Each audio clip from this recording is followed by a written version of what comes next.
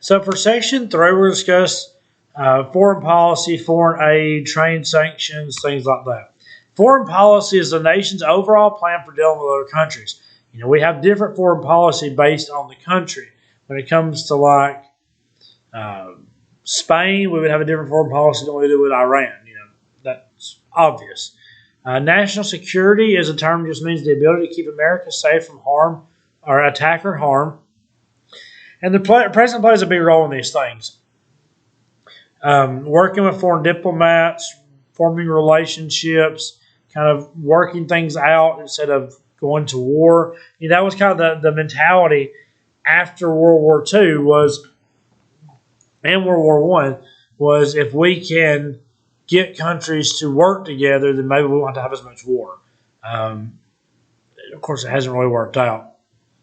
National security, just keeping us safe, and this is done through protection from terrorist attacks and stuff with COVID. Even COVID is a national security issue. Anything to keep America safe from attack or harm. Another key goal of foreign policy is international trade. Trades can create markets for American products and jobs for American workers by trading with other countries. Another goal is world peace. Although this doesn't happen, the goal is to try for world peace connections throughout the world. Trying to keep the peace, developing foreign trade, things like that. A fourth goal is to promote democracy. One of the things the United States does, we try to promote democracy, which, as you should know, is the form of government we have. And we really try to push it because we believe it is one of the best forms of government. And the president plays a big role in making foreign policy, dealing with other countries and things like that. The president and various White House assistants work with a large foreign policy bureaucracy. So there's a lot of people that's involved in foreign policy to try and make sure that things go smooth, that trade works out, that there's no war, things like that. This bureaucracy includes the State Department, the Defense Department, the CIA, and the National Security Council.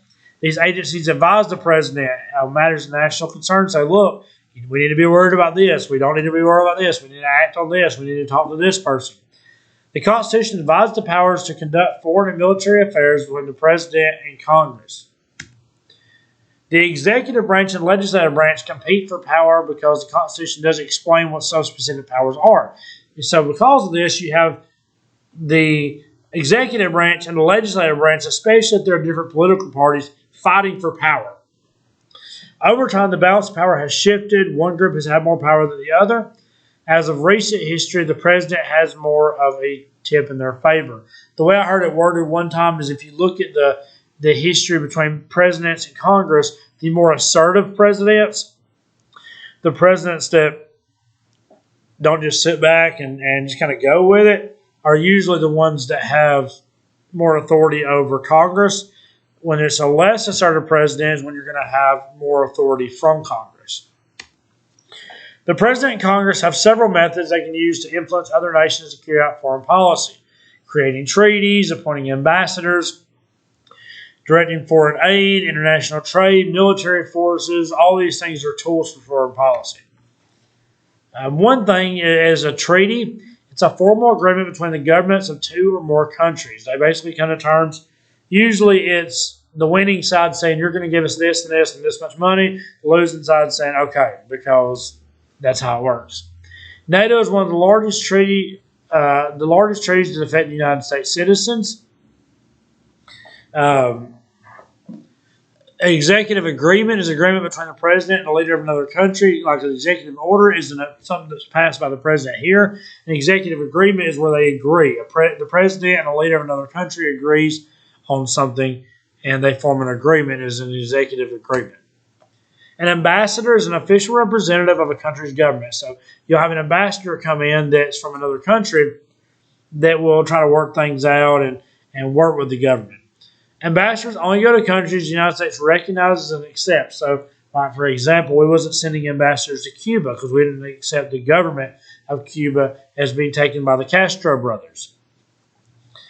If the United States government does not recognize the government or the country, or if they feel the leader obtained the power illegally, they don't accept ambassadors or send ambassadors to that country. And a lot of terrorist organizations and things like like ISIS and stuff like that, the government doesn't recognize as an official government. Foreign aid is money, food, military assistance, or other supplies given to other countries. One of the greatest of these was the Marshall Plan, which happened to help rebuild Western Europe after World War II. Basically, that was the plan. The Marshall Plan wanted to rebuild Western Europe after the war because it was destroyed. There had been a war fought there. And so the Marshall Plan was used to try and help bring in aid and support for these people. Some of the things that can be done in international trade are trade sanctions, which is the effort to punish another nation by imposing trade barriers. We saw this past year with trade sanctions on China, or in the last couple of years, where basically a country has to pay more taxes, or they're limited what they can trade to try and punish another nation for something they did. Maybe the issue with China was dealing with Hong Kong and their treatment of Hong Kong.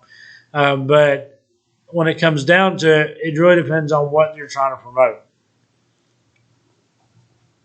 An embargo is an agreement among a group of nations to prohibit them from trading with a target nation. So if you form a trade embargo, you and your friends basically tell another country, we're not going to trade with you. And that's what an embargo is. It's you and a group of countries that y'all agree that you're not going to trade with a certain nation. Other groups are the North American Free Trade Agreement, or NAFTA, and the World Trade Organization, the WTO. These are just some of these free trade agreements in the world. As Commander-in-Chief in the military, the President must use military action in foreign policy decisions. This can be done for a limited time, for 6 months, unless Congress says otherwise. One example is George W. Bush sending troops to invade Iraq and take out Saddam Hussein. This happens like right after September 11th. It wouldn't have been time for Congress to do anything, so the President did this on their own. And that brings us to the end of Section 3, a little bit more about the role of the President.